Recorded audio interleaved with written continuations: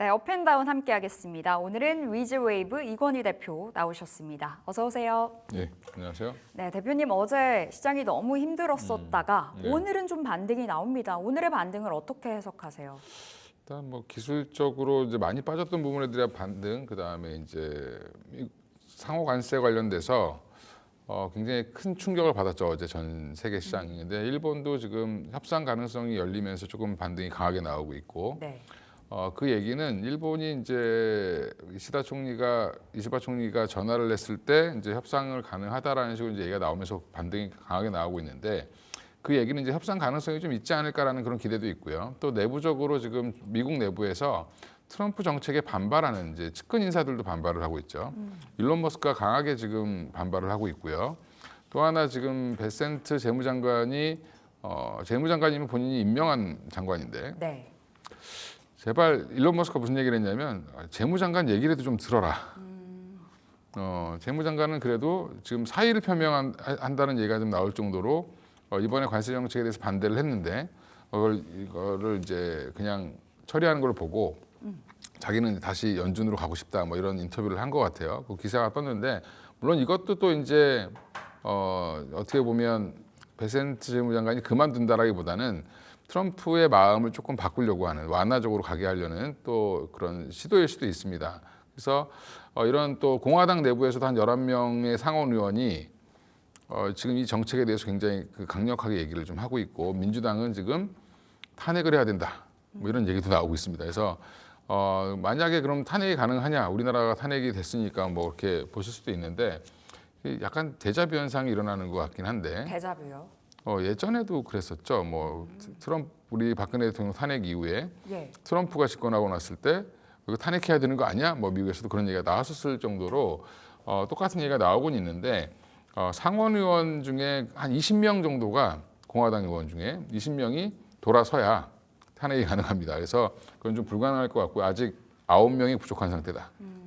그러니까 이제 근데 그게 중요한 게 아니라, 탄핵이 되고 안 되고가 중요한 게 아니라 트럼프의 정책에 대해서 내부에서 분란이 일어나고 있는 게 중요한 거고요. 그러면 어느 정도 지금 후퇴하지 않겠냐라는 기대감이 있고요.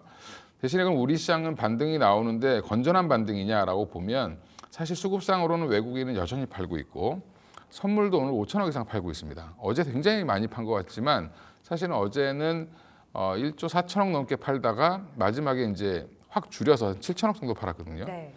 그러면 어제와 매도 규모는 거의 비슷하다. 그 얘기는 아직 안심을 할 때는 아니다라고 보시는 게 맞고요. 네. 또 내일 갑자기 또 훅 빠질 수도 있습니다. 지금 시장이 불안한 시장이다라는 부분은 이번 주까지는 이런 노이즈들이 계속 지금 작용할 가능성은 있고, 그러면 이 관세 정책에서 자유로울 수 있는 섹터를 좀 면밀히 봐야 된다. 근데 사람들이 지금 너무 단편적으로 지금 뭐 화장품 얘기하시는 분들도 있고, 네. 또 뭐 일부 종목들, 뭐 물론 조선, 방산 뭐 다 가능하죠. 근데 진짜로 자유로울 수 있는 데가 뭘까라는 걸 좀 찾아보셔야 된다. 어디라고 보세요?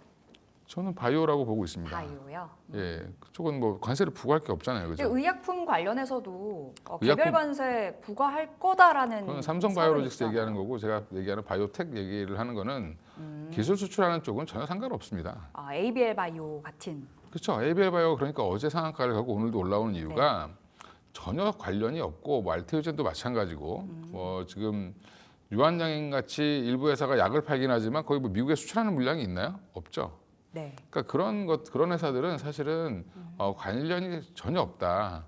그러니까 오히려 안전지대는 이쪽에서 찾아보시는 게 더 나을지 않을까, 이렇게 보고 있습니다. 알겠습니다. 지금 관세 무풍지대 뭐 단편적인 면만 보기보다는 제약바이오 쪽으로 크게 말씀 주셨는데, 참고로 오늘 대표님의 종목이 그 안에서 나옵니다. 여러분 기다려 주시기 바라겠고요.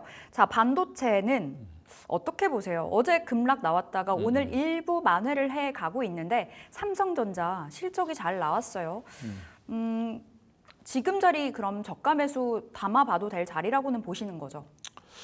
삼성전자는 네. 제가 오늘 사기에는 좀 부담스럽고요. 왜냐하면 지금 이 정도의 실적, 이제 가이던스 대비 한 1조 이상이 훨씬 더 나왔는데 1조 5천억 정도가 더 나왔습니다. 영업이익이. 핸드폰 더 많이 잘 팔았다는 얘기인데. 네. 그러면 이제 주가가 적어도 한 3, 4%에서 유지를 했어야 되는데 아, 생각보다 덜 올랐다. 지금 1%죠 지금. 그 음봉이 나오고 있습니다. 이러면 이것 때문에 올리기에는 아직은 힘이 부족하다. 그리고 지금 지금 일부 증권사에서는 2분기 대부분의 증권사는 이제 1분기가 바닥이고 2, 3분기부터 좋아질 걸로 봤는데 1분기가 생각보다 잘 나왔기 때문에 2분기는 또 생각보다 1분기보다 좋지 않을 수도 있다. 네. 뭐 또 이제 관세 영향 때문에 미리 사재기했던 물량들도 다 반영이 됐기 때문에 2분기에는 생각보다 좀 좋지 않을 수도 있다는 얘기가 좀 나오고 있고요. 핸드폰도 갤럭시 25 효과로 많이 팔렸는데 문제는 2분기에는 신제품이 나오질 않죠. 네. 뭐 25 엣지 뭐 나온다는데 그건 약간 좀 이제 반계열 쪽이니까 그래봐야 많이 안 팔리는 제품이고 그럼 전체적으로 실적을 견인하기에는 조금 힘들 수 있다라고 보시는 게 맞고요. 왜 이렇게 부정적으로 얘기하냐? 저는 이제 삼성전자 바닥은 그냥 외국인 지분율 보시면 됩니다, 그냥. 어떤가요? 외국인들이 굉장히 많이 팔았죠. 예, 관세 영향을 다 반영해서 만약에 하락이 더 나온다라고 하면 지금 외국인들 지분율이 50점 저 여기 보여드리면 50.29%예요. 네. 추세가 지금 50%를 깼다가 최근에 50%대 이상으로 올라오고 있는데 보유 비중이 50.3% 정도 되는데 이게 50% 밑으로 빠지면 사시면 됩니다. 아, 그게 예전에 5만 1,000원 정도였고요. 네. 만약에 이제 외국인 비중이 50% 밑으로 빠진다 그러면 반영할 만큼 다 반영했다. 팔 만큼 다 팔았다. 그러면 다시 시장이 좀 돌아설 때 강하게 반등 나올 수 있겠죠. 그러면 5만 원 초반에서 6만 원대 중반까지는 언제든지 튀어 올라올 수 있다. 그다음에 반도체에 대한 전망은 뭐 설왕설래가 있는데 지나봐야 아는 거죠. 지금 애널리스트들이 예측한 게 지금 뭐 삼성전자 잠정 실적도 지금 1조 5천억이나 틀리는데 네. 맞출 수 있을까요? 삼성이 정보를 안 줍니다. 지금 우리가 그 나온 분석 기사도 보면 분석한 애널리스트의 분석들을 보면 이게 잠정치는 토탈로 주는 거지 개별 섹터별로 안 주죠. 그러니까 사업 부문별로 세부 실적이 공개된 건 아니잖아요. 예, 그거는 이제 진짜 실적 나올 때 나오는 거기 때문에 이것도 어차피 추정치고 결국에는 이제 휴대폰이 더 잘 팔렸겠구나라고 보는 겁니다. 네. 그 판매 대수는 알 수 있으니까 그 정도에서 추측을 하는 거다라고 생각하시면 되고 그러면 그 정도 추측을 할 수 있었으면 가이던스를 더 잘 써야 되는 거 아닌가? 가이던스는 오히려 좀 보수적으로 쓰나요, 대표님? 그러니까 그 분위기가 다른 게 네. 시장이 안 좋을 땐 보수적으로 쓰고요. 시장이 좋을 때는 더 더 높게. 높게 씁니다. 그럼 지금 보수적으로 들어간 숫자는 맞는 것 같아요. 5조 그렇죠. 1천억 원. 네. 그러면 삼성전자는 일단 답은 좀 기다리자. 네. 한 5만 1천 원 그렇죠. 부근까지는 기다리자라는 답을. 가격으로 보기엔 좀 그렇고 그럼 외국인 비중. 지분율로 한번 보세요. 네. 그러니까 사실 외국인 지분율을 이제 HTS마다 확인할 수 다 있습니다. 그러면 그게 사자를 보이면 예. 이제 거의 바닥 왔구나. 그리고 좀 나눠서 사시면 되죠. 그러면 하이닉스는 또 다른 전략이 있을지 궁금한데 사실 어제 많이 빠졌던 건 하이닉스였죠. 장중에 네. 8% 급락이 나왔었고요. 오늘 뭐 반등이 나옵니다만 절반에도 미치지는 못하거든요. 그렇죠. HBM 쪽이 좀 힘이 많이 죽은 것 같아요. 근데 이제 이것도 심리죠. 그러니까 뭐 HBM이 안 팔리거나 네. 뭐 실적이 줄었거나 이러진 않을 겁니다. 근데 또 최근에 마이크로소프트가 데이터 센터 프로젝트 투자 그렇죠. 줄이겠다 그러니까 이래서. 그것 때문에 지금 더블 악재를 맞은 거죠. 거기다 관세 붙이겠다. 네. 그러면 주로 이제 랜드라든지 직접적으로 파는 메모리가 좀 일부 포함될 텐데 우리가 지금 미국에 많이 팔고 있는 게 지금 SK하이닉스가 삼성전자보다 좀 더 잘 팔리고 있는 게 뭐 둘 다 잘 팔고 있는데 SSD가 좀 많이 들어가거든요. 네. SSD는 바로 직격탄으로 맞을 수 있습니다. 관세를. 근데 전체 물량을 보면 D램 전체 시장을 보면 사실은 우리는 미국의 관세 영향을 생각보다 받진 않고 네. 간접적으로 받습니다. 그러니까 뭐 베트남에서 만든 물건에 들어가는 뭐 반도체라든지 그런 부품들. 그렇죠. 뭐 아니면 이제 그래서 중국으로 들어간다든지 네. 이런 건데 거기에서 수출만 안 되면 사실 상관없는데 수출이 또 미국 일부 물량이 되면 거기서 또 일부 이제 맞겠죠. 이제 간접으로 맞는 건데 그래서 반도체가 관세를 맞으면 뭐 큰일이다 이렇게 기사들이 막 나오고 있는데 저는 조금 약간 오버하는 게 아닌가. 네. 반도체를 직접적으로 사가는 경우 별로 다 없습니다. 우회해서. 예, 우회해서 갖고 가거나 제품 가격이 높거나 이런 이제 부품이라고 보시면 되죠. 반도체를 생으로 그냥 사가는 경우는 데이터 네. 센터 정도밖에 없습니다. 그럼 하이닉스는 매수 관점 역시나 아니에요? 좀 더 기다려볼까요? 하이닉스는 매수 관점으로 보셔도 되는데 네. 이제 오히려 이제 하이닉스가 실적 발표하고 나면 깜짝 놀라서 또 올라갈 수도 있습니다. 엔비디아가 지금 실적이 부러져서 주가가 빠진 게 아니라 네. 실적은 뭐 계속해서 역대급이 나오잖아요. 근데 그렇죠. 그 상승폭 자체가 줄어들고 있어서 이제 그건 이제 시장 분위기고 앞으로 이제 데이터 센터를 덜 짓는 거 아니야? 이런 네. 우려인데, 그러니까 그것도 사실은 기우다라고 좀 보고 있는데 왜 그러냐면 데이터 센터를 짓는다는 게 우리가 지금 공장 짓듯이 그냥 뚝딱뚝딱 지을 수 있는 게 아니고 어떻게 보면 우리나라에서 댐 하나 건설하려면 오래 걸리죠. 도로 건설하려면 고속도로 하나 깔려면 오래 걸리잖아요. 네. 거의 그 정도 급이라고 보시면 돼요. 축구장에 뭐 100배 크기 이렇게 데이터 센터를 짓는데 그게 뭐 쉽게 투자 결정을 막 늘리고 줄이고 하는 게 아니기 때문에 지금 이게 속도 조절을 하는 거죠. 내가 100개 지으려다가 한 3개는 좀 이따 지어야 될 것 같아. 그리고 부지 확보라든지 전력의 확보 이런 것들이 좀 어렵기 때문에 조절하겠다라고 하는 거지. 네. 뭐 이게 AI 데이터 센터를 아예 안 짓겠다 뭐 이런 분위기는 아니잖아요. 그러면 지금은 이제 약간 숫자로 나오는 것보다는 투자 심리가 좀 위축되고 있다라는 부분에서 최근에 이제 미국의 AI 관련된 반도체 회사들이 다 빠졌기 때문에 같이 이제 하이닉스가 어떻게 보면 휩쓸렸다. 근데 하이닉스가 지금 실적이 며칠 사이에 바뀐 게 있을까요? 없죠. 예. 그러니까 뭐 지금 이거는 어떻게 보면 기회를 좀 주는 네. 거죠. 예. 알겠습니다. 반도체 이야기 나눠봤는데 삼성전자는 외국인 지분율이 중요하다 말씀 주셨고요. SK하이닉스는 지금 자리부터 좀 분할로 매수해 보도록 하겠습니다. 자, 방산주 이야기 해볼 텐데 오늘 하나에어로스페이스 유상증자 축소 소식이 전해지면서 날아올랐습니다. 뭐 그간 정말 많이 빠지기도 했었는데요. 전고점 만나러 갈 수 있다고도 보시는지, 그리고 방산에 대한 시각은 어떠세요? 방산은 제가 부정적으로 쉬어갈 거다, 조정이 나올 수 있다라고 몇 번 이제 2월 달부터 말씀을 드렸는데 네. 잘 쉬었습니다. 아, 쉴 만큼 쉬었다? 근데 하나에어로는 가격 조정은 생각보다 크지 않았고 네. 오히려 현대로텀이나 LIG 넥스원 같은 경우가 좀 많이 쉬었는데 가격 조정도 좀 나왔고요. 그러니까 지금 방산은 이제 결국엔 두 가지 포인트로 보시면 돼요. 오늘 하나에어로스페이스 같은 경우는 내부적으로 이제 유상증자 3조 6천억을 주주 배정을 줄였죠. 네. 2조 3천억으로 줄였습니다. 그래서 1조 3천억은 하나 에너지에서 하는 걸로 제3자 배정. 제3자 배정도 뭐 이런 투자 회사나 이런 데서 하는 게 아니고 자기네 회사가 하는 겁니다, 그냥. 근데 이제 하나 에너지가 누구 거냐면 그 세 아들이 네. 100% 갖고 있는 회사입니다. 지난번에 말씀 주셨던 것 같아요. 예, 그 하나 에너지가 유상증자에 참여해서 하나 에어로스페이스 이제 핵심 회사죠.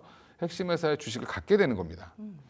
머리를 많이 썼다. 그래서 하나에 있는 그 자문해 주시는 법률단이나 이런 네. 분들이 머리를 되게 많이 쓰신 것 같아요. 예, 그래서 주주들 입장에서는 3조 6천억 할 거를 2조 3천억으로 줄였으니까 한마디로 10대 맞을 거 7대만 맞는다 이렇게 지금 보면 호재로 받아들이는 거죠. 네. 예, 그래서 지금 예전에 이제 이수페타시스가 유중 뭐 5천억 정도 하겠다고 했다가 2천억대 하니까 급등한 것처럼 그런 흐름을 보여주고 있고요. 또 방산 전체적인 측면에서 보면 유럽이 이제 역내 구매를 우선하겠다라고 했지만 사실은 유럽 내에 생산 시설이 아직 되게 많이 부족하거든요. 네. 그러면 이거 생산 시설을 늘리는 과정이 좀 필요합니다. 그 사이에 우리가 좀 수혜를 보지 않겠냐라는 기대감이 좀 있습니다. 그래서 그런 부분들이 조금 반영되고 있다라고 봤을 때는 단기적으로는 한 번 정도 상승을 더 할 가능성이 있다. 네. 그래서 방산주는 이제 다시 한번 반등을 좀 노리시고 들어가 보셔도 괜찮을 것 같습니다. 근데 수익은 예전처럼 뭐 2배, 3배 올라가기는 어렵고 한 20-30% 정도 수익이 더 나지 않을까 이렇게 보고 있습니다. 아, 그러면 방산주 안에서는 어떤 종목 바라보세요? 일단 방산 안에서는 하나에어로스페이스가 가장 좀 묵직하고 좋은데 네. 사실은 미국과의 경쟁이라든지 여러 가지 측면에서 봤을 때 현대로템이 조금 더 매력적이지 않나. 현대로템. 주가도 좀 많이 조정을 받았고요. 지금 K2 전차 같은 경우는 사실 경쟁할 수 있는 데가 좀 별로 없거든요. 네. 미국의 전차는 너무 비싸고 그리고 또 이제 유럽의 전차들은 성능이 좀 많이 떨어집니다. 네. 예, 그런 것들을 봤을 때 현대로템이 추가 수주가 나온다면 좀 더 나올 가능성이 높지 않나 보고 있습니다. 알겠습니다. 현대로템 말씀 주셨는데 뭐 예전만큼의 수익률로 봤을 땐 기대 수익률이 그렇게 높진 않지만 방산주 내에서 탑픽은 현대로템으로 보시면 되겠습니다. 자, 대표님 최근에 반등이 나오는 섹터 중에 하나가 AI 소프트웨어가 있거든요. 예, 예. 뭐 앞으로의 그 정책주로도 묶일 거다라는 이야기도 들리는 상황이고 원체 많이 빠졌었다 보니 지금이 그렇죠. 그럼 저가면서 공략하기 딱 좋은 시점일까 싶기도 하거든요. 이제 그 빌미는 사진 한 장이죠. 그 더민주 AI 강국위원회 네. 뭐 잼에서 이제 그 이재명 이재명 대표와 대표랑 함께. 솔트룩스 대표, 그다음에 크라우드웍스 대표 네. 이제 세 분이 사진을 찍어가지고 오른쪽에서는 뭐 크라우드웍스가 더 많이 올라갔다 뭐 이런 얘기도 있는데. 크라우드웍스가 지금 몇 연상을 간 건가요, 대표님? 이게 3연상인가요? 그렇죠. 이제 오늘까지 올랐으니까 네. 예, 지금도 상한가예요. 상한가를 점상으로 이제 2번 가고 네. 그냥 한 번 올라서 3번 올랐죠. 네. 3연상. 3연상 올라온 이유는 그냥 시가총액이 적어서 그런 겁니다. 그리고 뭐 이게 엄청나게 뛰어난 기술을 갖고 있는 건 아니고 네. 크라우드웍스 사실 이게 내용 보면 우리가 흔히 뭐 노가다라고 얘기하는 그 DB 만드는 데이터베이스요? 예, 데이터베이스 만들고 뭐 하는 것도 시작해서 했던 회사인데 AI 사업에 지금 오랫동안 했던 회사고요.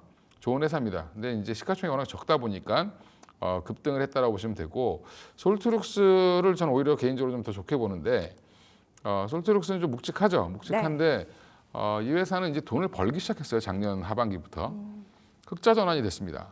뭐 이경일 대표가 여러 주 다니면서 회사가 어려워서 출연료를 받으시려고 다니시는지 모르겠는데 AI 뭐 많이 얘기하셨잖아요.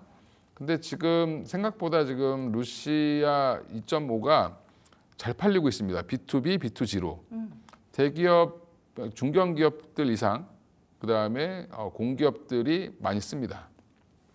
그런 것들이 이제 실적에 잡히기 시작했다라는 부분도 있고, 그다음에 지금 이재명 대표랑 같이 이제 민주당과 같이 했는데 민주당이 갑자기 뜬금없이 이제 탄핵되고 나니까 이거 외출범에 이렇게 얘기하시는 분들도 욕하시는 분들도 있으실 거예요. 근데 네. 뭐 무슨 뭐 갑자기 그런 걸 만들고 그래 막 이러셨을 텐데 민주당이 작년 하반기부터 이미 준비를 해왔고요. 윤석열 정부에서 너무 AI 투자를 안 해서 큰일이다. 그러면서 이제 AI 전문가들을 모아서 싱크탱크들을 모아서 앞으로 어떻게 했으면 좋겠냐라는 조언을 굉장히 계속 들었고 그게 지금 이제 위원회로 지금 출범을 한 거라고 보시면 되고 올해 2월부터 또 준비를 또 본격적으로 했습니다. 그래서 지금 이제 이게 약간 정책 테마, 정치 테마 같이 엮여버린 거죠.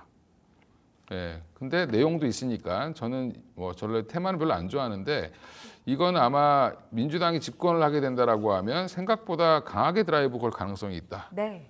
그러면 진짜 진정한 정책 테마가 되는 거죠. 그럼 지금 자리에서 실적이 나오는 이제 찍히기 시작한 솔트룩스 정도는 우리 진입 가능하다고 보시는 거예요? 솔트룩스도 한 이틀 많이 올랐으니까 이제 크라우드웍스도 아마 내일쯤이면 조정 나올 겁니다. 그러면 조정 나올 때 조금 보시면 될 것 같고 저는 솔트룩스는 한 4만 원 이상은 충분히 가지 않겠나.